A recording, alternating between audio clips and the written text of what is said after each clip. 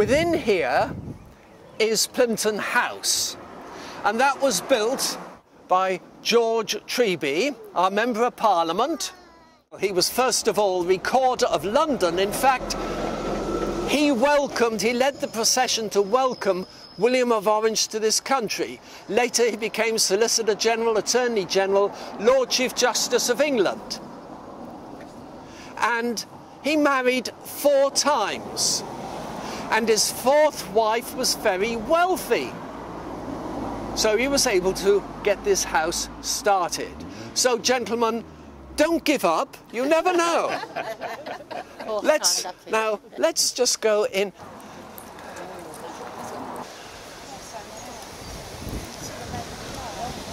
Now poor George, he did not live long enough to see this completed.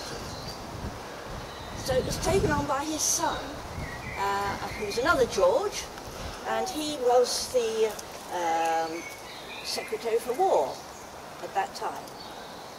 And he lived here a number of years and had a family, and eventually the house was taken over by Paul Urey, who married into the family. He married a Treby daughter.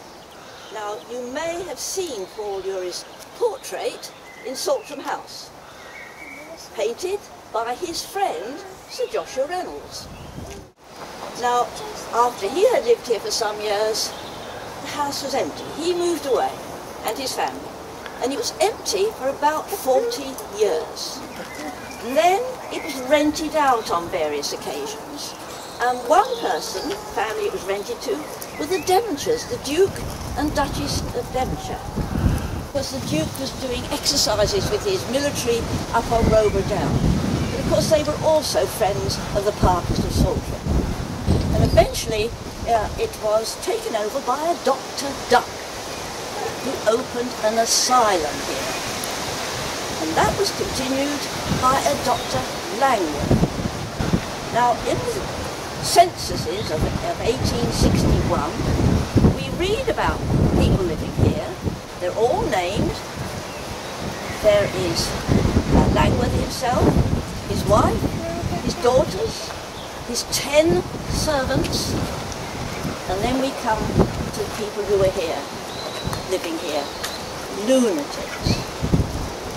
There were 20 male lunatics and 12 female lunatics. They were kept in outhouses. It was called an outhouse asylum.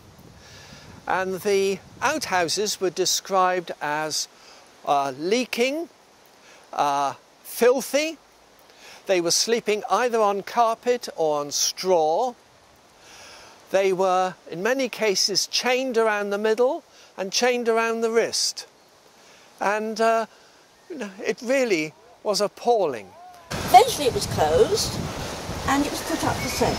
And in 1876, a gentleman by the name of Coppleston Lopez Radcliffe. It's a rather fine name. You can imagine him with a little moustache, can't you? You know, not to be trusted with the ladies. He couldn't be trusted with his house, I can tell you.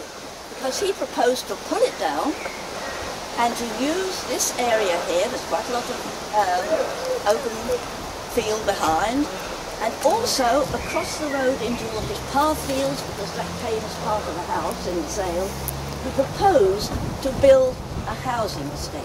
Oh, we think of housing estates as being fairly modern. This was 1876. But there's an article we discovered in a Victorian copy of Country Homes and Gardens, and this is what it said. Coppleston Lopez Radcliffe wanted to make or proposed a clean sweep of house and grounds and lay property out as a housing estate.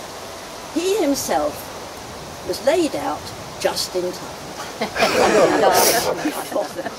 Then, of course, it was taken over by a Dr. Aldridge, who had this as his private home here. And if you've been to the exhibitions, you may have seen in other places some of the old Victorian photographs of St. Maurice and the people there. There are quite a lot in the exhibition. He was an amateur photographer, and so we are very lucky that we have that, so we know what people were like at the end of the 1800s and the early 1900s. It was taken over in 1934 by the Roman Catholic order, and it changed its name to St Peter's, and it became a nursing home. I'm sure some of you are very familiar with that. But of course, it closed, what, 3 years ago? 4 years. 3 years ago. And it's up for sale, ladies and gentlemen. So there you are. We do hope someone will take it on and bring it back into use.